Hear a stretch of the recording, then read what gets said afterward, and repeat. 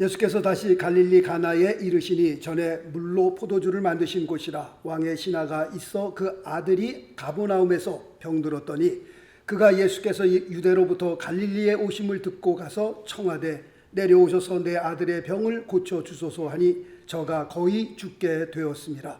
예수께서 가라사대 너희는 표적과 기사를 보지 못하면 도무지 믿지 아니하리라. 신하가 가로되 주여 내 아이가 죽기 전에 내려오소서. 예수께서 가라사대 가라 내 아들이 살았다 하신대 그 사람이 예수의 하신 말씀을 믿고 가더니 내려가는 길에서 그 종들이 오다가 만나서 아이가 살았다 하거늘 그 낳기 시작한 때를 물은즉 어제 제7시에 열기가 떨어졌나이다 하는지라. 아비가 예수께서 내 아들이 살았다 말씀하신 그 때인 줄 알고 자기와 그 온 집이 다 믿으니라. 이것은 예수께서 유대에서 갈릴리로 오신 후 행하신 두 번째 표적이니라. 아멘. 할렐루야. 아멘. 아멘. 오늘은 요한복음에 나타난 예수님의 두 번째 표적, 왕의 신하의 아들이라는 제목으로 오늘과 다음 주일 두 번에 거쳐 하나님의 말씀의 은혜를 나누게 됩니다. 예수님께서는 첫 번째 표적인 물을 변하여 포도주를 만드신 후에 유월절을 맞아 예루살렘을 방문하셨다가 사마리아를 거쳐 다시 갈릴리로 돌아오셨습니다. 갈릴리 가나에 돌아오신 후에 예수님께서는 첫 번째 표적 후에 이제 두 번째 표적을 나타내 보여주셨습니다. 오늘 본문의 말씀의 시작은 이렇게 시작됩니다. 어떤 왕의 신하가 예수님께서 갈릴리 가나에 다시 돌아오셨다는 그 소식을 듣고 가버나움에서 가나까지 예수님을 만나러 오게 되었습니다. 가버나움에서 가나까지는 약 32km 정도 됩니다. 마일수로 하면 약 20마일 정도 되는 그런 거리입니다. 약 20마일이니까 우리가 차 타고 가면 30분도 안 걸리는 아주 짧은 거리라고 볼 수 있습니다. 30분도 안 걸리는 짧은 거리였지만 2000년 전 그때 당시에는 도로 포장도 안 돼 있는, 그리고 보통 여행을 갈 때에 어디 멀리 갈 때에 주로 걸어서 다니던 그런 시대였기 때문에 20마일 차로 가면은 30분이면 갈 수 있는 거리지만 도로 포장이 안 되어 있는 산 그런 길을 가기 때문에 약 20마일이라 할지라도 10시간 정도 걸리는 거리다라고 말씀드릴 수 있습니다. 그렇다면 10시간 거리, 그렇게 짧은 거리는 아니었습니다. 그렇다면 예수님을 만나러 온 왕의 신하는 누구였습니까? 라고 했을 때 첫 번째 왕의 신하라고 하는 이 사람은 로마 제국에서 파송된 높은 관직을 가지고 있었던 사람이었습니다. 두 번째는 그는 권력도 가지고 있었고 그리고 재력도 튼튼했었고 그 다음에 든든한 인맥까지도 가지고 있었던 사람이었다라고 설명드릴 수 있습니다. 다시 말씀드리면, 한마디로 말씀드리면 세상에서 부러울 것 없이 사는 사람이었다라고 설명할 수 있습니다. 그렇다면 이런 사람이 뭐가 부족해서 별 볼 일 없어 보이는 초라한 나사렛 출신의 젊은 청년 예수 그리스도를 만나러 왔습니까? 세상에서 정말 부러울 것 없이 자기가 갖고 싶은 거 다 가지며 누리며 사는 사람인데 뭐가 부족해서 이런 젊은 청년을 만나러 왔습니까? 이유는 딱 한 가지였습니다. 자식 때문이었습니다. 그에게 아들이 하나가 있는데 그 아들이 어떤 병에 걸렸는지는 모르나 그 병명은 알 수는 없으나 그 병 때문에 지금 사랑하는 아들이 거의 죽어가고 있었다라고 성경은 가르쳐 말씀하고 있습니다. 왕의 신하는 죽어가는 이 자식을 바라보면서 아버지로서 그 아들을 위해 할 수 있는 일이라고는 하나도 없었습니다. 아무것도 없었습니다. 정말 아버지로서 할 수만 있으면 대신 아파주고 싶은데, 아버지로서 할 수만 있으면 우리 아들 위해서 내가 대신 죽어줄 수도 있는데, 아버지가 되어서 할 수 있는 것이 아무것도 없다는 겁니다. 내게 어마어마한 돈이 있는데, 내게 부럽지 않은 권력을 내가 가지고 있는데, 정말 내가 원한다면 대통령과도 겸상할 수 있는 그런 위치에 내가 있는 사람인데, 지금 이런 상황에서, 지금 아들이 거의 죽어가고 있는 이런 상황에서 이런 모든 것이 아무것도 쓸데가 없구나라는 것을 깨닫게 됩니다. 우리가 세상을 살면서요, 문제가 터졌을 때 돈으로 해결할 수 있는 문제라면 그 문제가 그래도 괜찮은 겁니다. 돈으로 해결할 수 있는 문제라면. 그러나 우리가 이 세상을 살면서 문제가 터졌을 때에 돈으로 해결할 수 없는 문제들이 얼마든지 많이 있구나라는 것을 우리가 깨닫게 됩니다. 뭐 이런 말이 있잖아요. 돈으로 비싼 침대는 살 수 있지만 뭐는 살 수 없다? 단잠은 살 수 없다. 이 단잠이라고 하는 것, 돈으로 해결할 수 있는 그런 문제가 아닙니다. 돈으로 비싼 집은 살 수 있어도, 하우스는 살 수 있어도 가정은 살 수 없다. 홈이라고 그러잖아요. 홈, 스윗 홈. 돈으로 비싼 집을 살 수 있어도 그 스윗 홈, 가정은 살 수 없다. 돈으로 좋은 약은 살 수 있어도 건강은 살 수 없다. 돈으로 그 유명한 의사는 살 수 있어도 생명은 살 수 없다라고 하는 그런 말이 있는데, 지금 본문에 나와 있는 왕의 신하가 바로 꼭 그랬습니다. 거의 죽어가는 아들을 바라보면서, 내가 돈도 이렇게 많은데, 내가 이렇게 권력도 많은데 돈 가지고 해결할 수 없는 문제에 봉착하면서 자기 자신이 아무것도 아니구나라는 것을 깨닫는 왕의 신하의 모습을 보게 됩니다. 할 수만 있으면 의사에게 내가 가지고 있는 전 재산을 다 투자해서라도, 의사 선생님, 저희 죽어가는 아들 좀 살려주세요, 빌고 싶지만 그 의사가, 왕의 신하가 하는 그 말 앞에 아무것도 의사도 할 수 없는 그 현장을 왕의 신하가 경험하게 됩니다. 정말 이렇게 발만 동동 구르고 있는 이런 급박한 상황 가운데서 그의 귀에 들려오는 희소식이 하나 있었습니다. 그 희소식은 바로 누굽니까? 나사렛 출신의 예수 그리스도라고 하는 그 사람에 대해서 그가 희소식을 듣게 됩니다.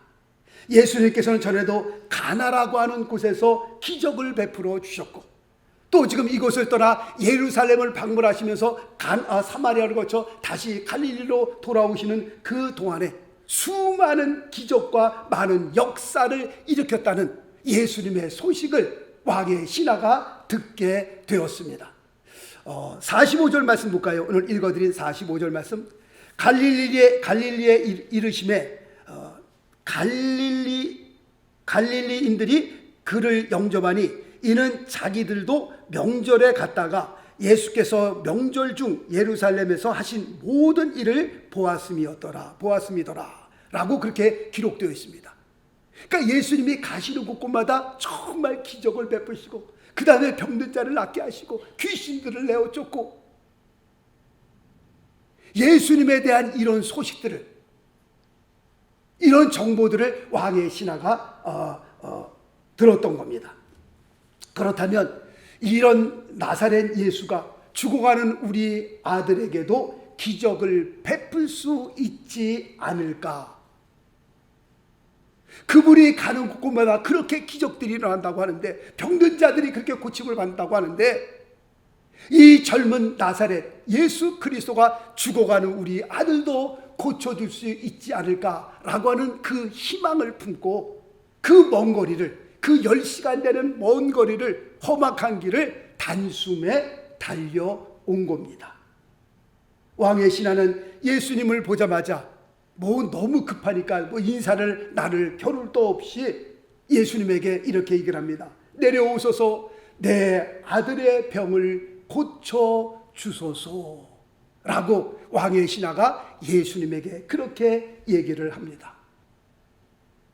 지금 이 장면을 보면서 제가 목회를 쭉 해오는 가운데에 신앙 상담을 하러 오는 분들 가운데에 대개 신앙 상담을 오는 분들은 이런 문제 때문에 옵니다. 자녀 문제라든가 아니면 법적 문제라든가 아니면 정신적 문제라든가 아니면 재정 문제, 이런 것 때문에 신앙 상담을 하러 옵니다. 한 두세 달 됐나요? 전화가 오길래 받았습니다. 여보세요? 그랬더니 목사님 그러더라고요. 네, 제가 지금 너무너무 급한데 빨리 젤로 3,800불 좀 붙여주세요 그러더라고요. 뭐 3,800불이 뭐 누구 집 이름입니까? 그냥 갑자기 전화 왔고선 너무 급하니까 빨리 지금 3,800불 좀 붙여달라고. 저는 성도님들과 돈 거래를 하지 않습니다. 혹시 돈 거래를 하더라도 꾸어주더라도 저는 다시 받을 생각 안 하고 꾸어줍니다. 그러니까 혹시 저에게 돈을 꾸어 가신 분들은 안 갚으셔도 됩니다. 그런데 3,800불이라면 안 갚으면 제가 시험 들 것 같아요. 그거는. 그러니까 시험 들 정도의 돈은 제가 거래를 하지 않습니다. 그러니까 꾸어줬는데 안 갚아도 이 정도는 내가 뭐 시험 안 들겠다라고 하는 범위 안에서는 뭐 꾸어줄 수 있을지 모르지만 대부분 저는 성도님과 돈 거래를 하지 않습니다. 라고 제가 그렇게 끊은 적이 있습니다. 어떤 분은 돈을 꿔줬더니 뭐 시간이 좀 흐른 후에 목사님 제가 돈은 없고요 하면서 두 주먹에다가 우표를 들고 왔더라고요. 목사님 우표로 대신 좀 갚겠습니다. 그래요, 우표라도 갚으십시오. 하여튼 뭐 돈을 꼭 갔으면 갚아야 되는 거니까. 그래서 우표로도 받은 적이 있고요. 어떤 분은 제가 또 500불을 꿔드렸는데 뭐 받을 생각 안 하고 제가 뭐 꿔준 거죠. 그러니까 뭐 갚든지 말든지 그냥 꿔는데 한 몇 년이 지났어요. 한 4년 4년 지났나요? 하루는 전화가 왔어요. 목사님 제가 500불 꾼 거 갚겠습니다. 예, 갚으셔야죠. 꿨으면 당연히 갚는 것이 맞습니다. 예, 그래서 500불 받은 적이 있습니다. 하여튼 뭐 문제가 있어서 저를 찾아오거나 신앙 상담을 하면은 대부분 다 그런 문제들 가지고 신앙 상담을 하러 옵니다.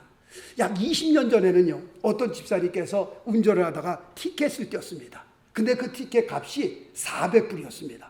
지금도 400불이면 큰 돈인데 20년 전에 약 400불이라는 티켓을 떴는데 이 집사님께서 저희 집사람을 찾아왔어요. 사모님, 예, 저 좀 도와주세요. 티켓을 떴는데 400불짜리 떴어요. 그래요, 한번 갑시다. 그래서 콜트로 가고선 한번 사정 얘기를 하고 너무 지금 힘들고 어려우니까 이 400불 갚기가 너무 힘들다. 좀 깎아주세요. 라고 그 판사에 가서 한번 애거리라도 한번 해보자. 그래서 갔습니다. 그래서 줄을 서서 저도 같이 운전해서 갔으니까 줄을 서 있는데 지나가는 경찰이 저희 집사람을 보고 같이 동네에서 알던 경찰이었거든요. 제니퍼 너 여기 왜 서 있냐? 그래서 사실 이러해서 지금 티켓 때문에 판사에게 좀 얘기를 하려고 왔다. 티켓을 달라고 하더라고요. 그래서 티켓을 봤더니 이름이 뭐냐고 묻더니 막 판사가 지금 막 얘기하고 있는데 옆으로 오더니요. 그 오늘 재판에 대한 그 서류가 쌓여 있잖아요. 거기서 막 찾더라고요. 뒤지더니 그 종이를 빼더니 오늘 딴 데로 가더라고요. 그래서 한 번 20-30분 있었나 다시 오더니 그걸 주면서 빨리 페이하고 하라고 하더라고요. 그래서 얼마냐 그랬더니 그때 뭐 70불인가 뭐 그걸 뚝 떨어뜨려 갖고서 그 사람이 이렇게 도와주더라고요. 그래서 그거 페이하고 가는데 그분 집사님께서 이렇게 제가 은혜를 받았는데 그분의 도움을 받았는데 좀 어떻게 좀 사례라도 좀 해야 되지 않습니까? 뭐 돈으로 사례를 하는 것이 아니라 뭐 선물이라도 하나 그렇게 물어봤으면 좋은데 아유 감사합니다 하고 갚버리더라고요. 그러니 그분은 혜택을 받고 갔는데 우리는 서로 아는 사람인데 아는 관계인데 그 자녀들이 서로 집을 왔다 갔다 하면서 서로 인사하는 관계인데 그 폴리스 그 경찰 그 엄마도 우리가 잘 아는데 이렇게 우리도 입을 닫고 있으면 좀 그렇잖아요. 그래서 그분이 우리 집사님이 도움을 받았지만 또 우리가 가서 한국 제과점 가서 케이크 조그만 거 하나 사다가 너무 고마웠습니다. 그리고 그분이 혜택을 받고 저는 우리가 선물을 갖다 드리고 그런 일이 있었어요. 하여튼 신앙 상담을 오면 대부분 다 그런 문제입니다. 뭐 영혼의 문제 때문에, 아니면 영혼이 걱정이 되어서, 목사님 제가 10년 동안 예수를 믿었는데 왜 이렇게 내 믿음이 성장하지 않는 겁니까? 정말 나는 죽으면 구원을 받는 겁니까? 정말 내가 예수 믿는 사람 맞습니까? 그렇게 상담하러 오시는 분은 뭐 거의 막 그냥 없다고 보시면 돼요. 한 99% 그냥 정말 내 영혼이 걱정이 되어서, 내 신앙의 문제가 걱정이 돼서 상담 오시는 분은 거의 없다라고 볼 수 있는데, 지금 그런 문제는요, 예수님 시대 때나 지금이나 똑같구나 라고 봅니다. 지금 왕의 신하도 급히 10시간을 걸어서 예수님을 찾았는데, 그 신앙의 상담이 뭐예요? 내 아들 고쳐달라는 거예요. 내 아들이 지금 거의 죽어가고 있으니 내 아들 좀 고쳐주세요 하고 예수님을 만나러 온 겁니다. 그래도 감사한 것은 왕의 신하가 이런 어려운 일을 당하고 있을 때에 주저앉아서 신세 한탄만 하는 것이 아니라, 하늘을 향하여 삿대질하며 욕을 하는 것이 아니라, 술로 자기의 인생을 망치는 것이 아니라, 그래도 감사한 것은 이런 상황 가운데서 예수님을 찾아 나섰다라고 하는 것은, 우리가 신앙적으로 볼 때 하나님의 은혜가 임했다, 이것은 하나님의 은혜였다라고 말씀드릴 수 있는 겁니다.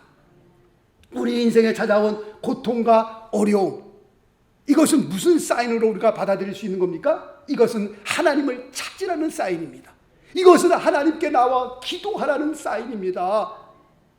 20년 만에 집으로 돌아오는 야곱에게 어떤 소식이 들려옵니까? 형 에서가 군사 400명을 이끌고 자기한테로 온다는 겁니다. 무슨 뜻입니까? 20년 동안 칼을 갈았잖아요. 원한을 품고 있던 그 형 에서, 나의 장자의 복을 훔쳐갖고 도망간 이 동생 야곱, 이놈 내가 그냥 만나기만 하면 아주 박살을 내리라 라고 20년 동안 그 한을 품고 있었는데, 20년 만에 동생 야곱이 돌아온다는 겁니다. 잘됐다, 내가 이놈의 한 방에 나가서 박살을 내리라. 군사 400명을 이끌고요, 다 칼을 들고 가자, 그냥 말을 타고 야곱에게로 가는 겁니다. 지금 이 소식이 동생 야곱에게 들려온 겁니다. 400명의 군사, 그리고 야곱은 한 가정인데 어떻게 400명 대 한 가정이 같이 맞서서 싸울 수 있어요? 지금 그건 뭘 뜻하는 겁니까? 이제 다 끝난 겁니다. 20년 만에 그 큰 부를 축적해갖고서 지금 고향으로 돌아오는데, 그 400명의 군사와 맞서 어떻게 싸워 이길 수 있겠습니까? 못 이기는 겁니다. 이거는 이제는 다 끝났구나, 이제는 우리 다 죽었구나 라고 생각하는 그때에 야곱이 한 일은 무엇입니까? 야복 강가에 나가 어떻게 해요? 하나님 앞에 목숨을 걸고 기도하잖아요. 하나님 내게 은혜를 베풀어 주시지 않으면, 하나님 나를 도와주시지 않으면, 지금 형 에서가 400명의 군사를 이끌고 오는데 내가 할 수 있는 일은 아무것도 없습니다. 형 에서가 군사 400명을 이끌고 와서 그 칼 한번 휘두르면 우리 뭐 다 죽는 거죠. 뭐 그냥 이런 상황 가운데서 하나님 내가 할 수 있는 일은 아무것도 없사온데 하나님 도와주옵소서. 하나님 내게 축복해 주시지 않으면, 내게 복을 주시지 않으면 내가 당신으로 가게 할 수 없나이다. 밤새도록 기도하는 건데 동이 트니까 천사가, 야곱과 시를 받은 천사가 이제 나를 내보내 주라고 그러잖아요. 못 갑니다. 옆구리를 걷어차니까 뼈가 위골이 되어서 평생을 쩔뚝쩔뚝 거리며 살잖아요. 그래도 하나님의 은혜를 입으려고 끝까지 기도했던 그 야곱, 20년 동안에 그 품었던 그 한, 복수하려고 품었던 그 원한, 그 순간에 쭉 다 풀어지잖아요. 정말 목을 베려고 왔던 그 형 에서가 야곱을 보는 순간 어떻게 해요? 서로 부둥켜 안고 형님 아우님 하면서 서로 같이 울고 같이 인사를 나누잖아요. 그 역사가 어떻게 일어난 겁니까? 하나님 앞에 기도하는 가운데, 하나님 앞에 매달려 목숨을 걸고 기도하는 가운데 하나님께서 그에게 은혜를 베풀어 주신 겁니다. 이사야 선지자가요, 히스기야 왕을 찾아가 하나님의 말씀을 전합니다. 왕이요, 이제 왕은 자리를 정돈하소서. 이제 당신은 하나님 말씀에 이제 죽습니다 라고 하는 그 하나님의 음성을 듣고요, 히스기야 왕이 할 수 있는 건 아무것도 없었습니다. 하나님의 전을 찾아 통곡하면서 하나님 앞에 기도합니다. 하나님 앞에 통곡하며 기도하는 그 기도를 하나님께서 들으시고 이사야 선지자가 이제 막 가고 있는데 하나님의 말씀이 임합니다. 이사야 다시 돌아가서 히스기야에게 나의 말을 전하라. 어떤 말이었습니까? 하나님께서 너의 그 눈물을 보았고 너의 기도를 들어노라. 너의 생명을 15년 연장시켜 주겠다고 합니다. 라고 하는 하나님의 말씀을 전하게 됩니다. 지금 왕의 신하가 죽어가는 그 아들을 보면서 그가 할 수 있는 일은 아무것도 없었습니다. 아까 말씀드린 것처럼 돈도 그렇게 많은데 권력도 그렇게 가지고 있는데 돈으로 아들을 살릴 수만 있다면 내 전 재산을 다 드릴 수도 있는데 다 바칠 수도 있는데 나의 가진 권력과 힘으로 돈으로 해결할 수 없는 그 문제를 만나면서 자기의 오직 유일한 소망이란 예수 그리스도를 만나서 내가 그분께 부탁하는 일 밖에는 없던 거였습니다. 그리고 그가 약 10시간을 거쳐서 큰 한숨에 찾아와서 주님께 부탁을 하는데 그 부탁의 말을 들은 그 주님께서 왕의 신하에게 이런 말씀을 합니다. 48절 말씀 볼까요?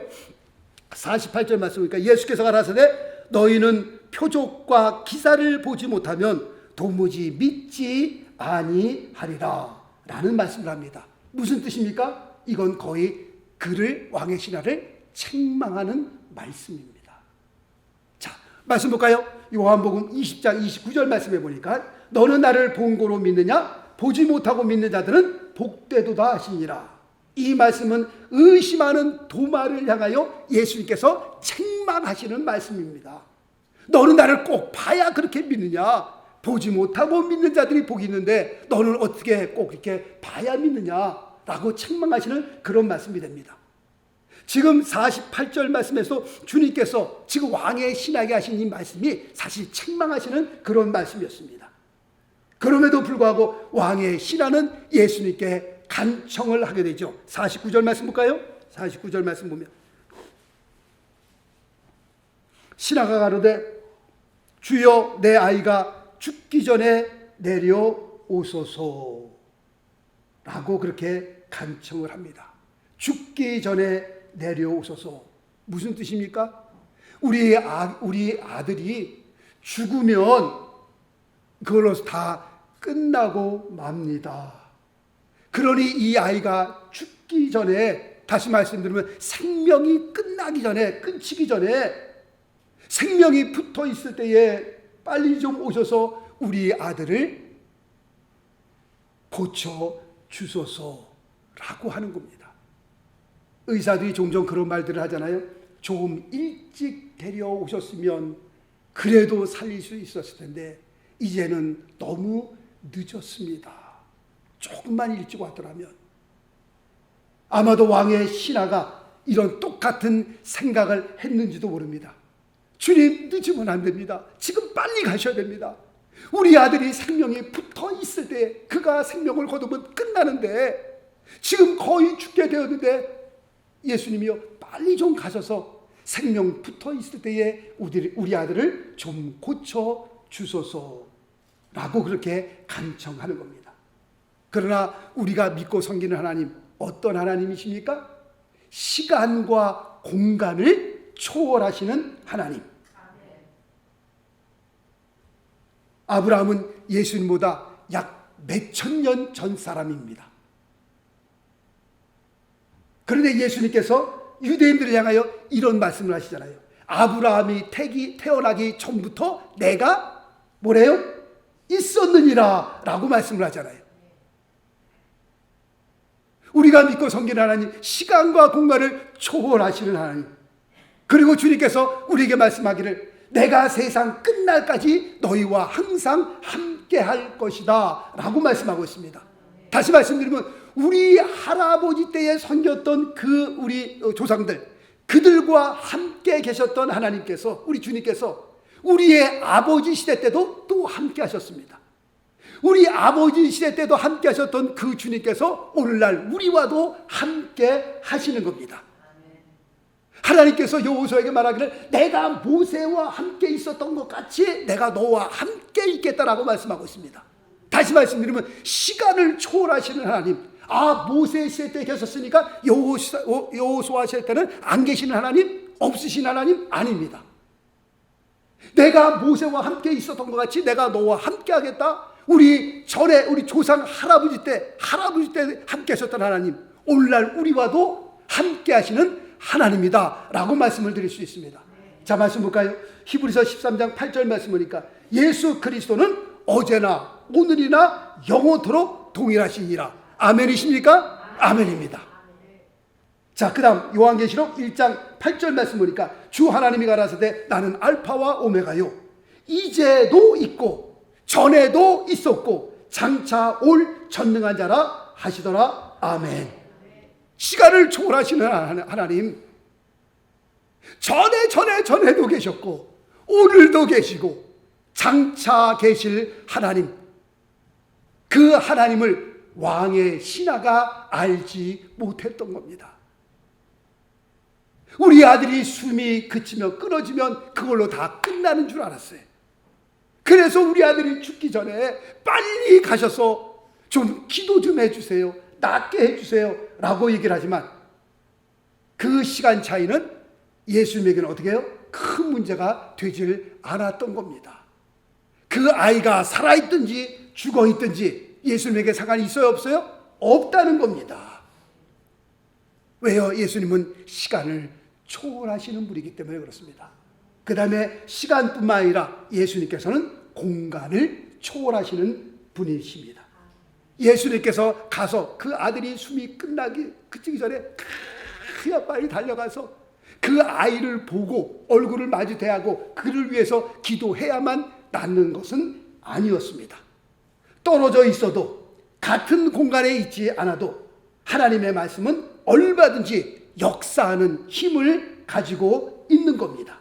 예수님께서 가나에서 말씀을 선포하시니 그 10시간 떨어진 그 가버나움에서 그 아들의 그 말씀을 통해 살아나는 역사가 일어나잖아요. 오늘 본문 말씀 보니까 공간 초월하시는 하나님. 한국에 아프신 분이 계세요? 그 아프신다는 말씀을 듣고 우리가 미국에서 정말 태평양을 건너야 오는 그 먼 거리지만 그 먼 거리와 상관없이 우리가 미국에서 같이 합심하여 기도하면 역사가 일어날까요? 안 일어날까요? 역사가 일어나는 겁니다. 자, 말씀 볼까요? 왜 그런 거 하니까 히브리서 4장 12절 말씀 보니까 하나님의 말씀은 어떻게 해요? 살았고 우리가 읽는 이 하나님의 말씀 죽은 말씀이 아니라 하나님의 말씀은 살아있는 말씀. 그래서 어떤 분들은 그 간증을 하는데 목사님의 사모님 되신 분인데요, 그 간증을 이런 간증을 하시더라고요. 남편이 이제 미국에 일찍 오셔갖고선 크게 성공하셨습니다. 잘 살았어요. 그분 말로는 아마 한국 사람들 가운데 벤츠는 그분이 제일 먼저 탔을 거라고 얘기를 하는데, 하여튼 뭐 모르겠습니다. 누가 제일 먼저 벤츠를 탔는지 안 탔는지 모르겠지만 그분이 미국에 오셨고 그렇게 오래전에 오셨고 큰 사업을 해서 그렇게 성공하신 분인데 갑자기 신학교를 가게 되는 거예요. 그러니까 그 사모님 되신 분이 신학교 간다는 그 말 들을 때부터 계속 우시는 거예요. 사모의 자리가 어떤 자리인 줄 알기 때문에, 목회라는 것이 어떤 것인 줄 알기 때문에, 목회를 안 해도 지금 성공해서 편히 잘 살고 있는데 왜 그 고생의 길로 가려고 남편이 그런 말을 하는가. 그렇지만 당신이 허락해 줄 때까지는 나 신학교 가지 않겠습니다. 기다리겠습니다. 그러니까 마음도 괴로운 거예요.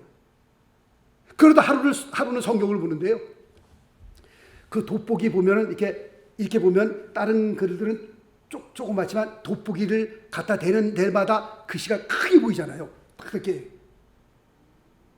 눈이 가는 곳마다 정말 돋보기를 낸 것처럼 글씨가 튀어나오는데, 자기가 그냥 그분 간증에 의하면 그렇습니다. 뒤로 너무 쓰러지는 줄 알았대. 세상에 어떻게 그런 일이 있습니까? 제가 성경을 보는데요, 제 눈이 가는 곳마다 글씨가 툭툭툭 튀어나오는데 이것 막 놀래갖고 여기를 봐도 성경 말씀의 글씨가, 거기서 두 손을 들고요, 살아계신 하나님을 외치면서 네, 알겠습니다. 하나님께서 내게 응답해 주시는 걸로 알고 남편 신학교 보내겠습니다. 그렇게 기도하고 남편이 신학교 갔다는 그런 간증을 들었습니다. 하나님의 말씀, 우리가 여기 적혀있는 이 말씀, 어떤 분은 뭐 잠이 안 오니까 잠잘라고 읽는다고 그러는데 이게 뭐 수면제로 쓰여진 약이 아니라 이건 살아계신 하나님의 말씀입니다. 하나님의 말씀. 창세기부터 요한계시록까지 한 글씨도 빼놓지 않고, 이건 어떤 말씀이에요? 살아계신 하나님의 말씀. 그 다음에 뭐예요? 하나님의 말씀 살았고, 그 다음에 운동력이 있어. 무슨 뜻입니까? 역사하는 말씀이란 말이에요. 역사한단 말씀이에요, 이게. 살아있을 뿐만 아니라 이 말씀은 역사하시는 말씀. 좌우의 날선 어떤 것보다 예리하여 혼과 영과 및 관절과 골수를 찔러 쪼개기까지 하며 또 마음의 생각과 뜻을 감찰하시나니, 우리의 속에 깊은 것까지도 다 찔러 쪼개기까지 하며 감찰하시는 이 말씀은 살아 역사하시는 하나님의 말씀. 시간과 공간을 초월하여 역사하는 하나님의 말씀. 비록 거리가 먼다 할지라도, 태평양을 건너는 그런 거리라 할지라도 상관없이 하나님의 말씀은 살았고 역사하는 말씀이기 때문에 우리가 그 말씀을 외친다면, 그 말씀을 붙들고 기도한다면, 여기서 기도한다 할지라도 한국에서 낳는 그 역사들이 나타나는 겁니다. 다음 주일날 말씀드리겠습니다만은, 가나에서 주님께서 말씀을 외쳤는데 그 가버나움에 있는 그 아들이 치료받는, 낳는 역사가 일어나는 것은 하나님의 말씀은 뭐예요? 살아있는 말씀이기 때문에, 하나님의 말씀은 역사하는 말씀이기 때문에 그렇습니다. 모세가 경험했던 살아계신 그 하나님의 말씀을요, 베드로가 그 베드로 시대 때 똑같이 경험을 합니다. 살아계신 하나님의 말씀을 똑같이 경험합니다. 베드로가 경험했던 그 하나님의 말씀을요, 왕의 신하가 또 똑같이 경험하는 그 역사를 성경에 기록하고 있습니다. 그렇다면 모세의 시대 때 역사했던 하나님, 베드로 시대 때 똑같이 역사했고, 베드로 시대 때 역사했던 그 하나님께서 또 왕의 신하에게 똑같이 역사했다면, why not? 나에게는 왜 하나님께서 그렇게 역사하지 말라는 법은 없는 겁니다. 시간과 공간을 초월하여 역사하시는 하나님의 그 역사, 살아계신 역사, 그 주님의 역사, 하나님의 말씀이 정말 21세기를 살아가는 오늘날에도 우리의 삶에, 우리의 가정에, 우리의 자녀들에게 동일하게 임하게 되시길 예수 그리스도 이름으로 축원합니다. 기도하겠습니다.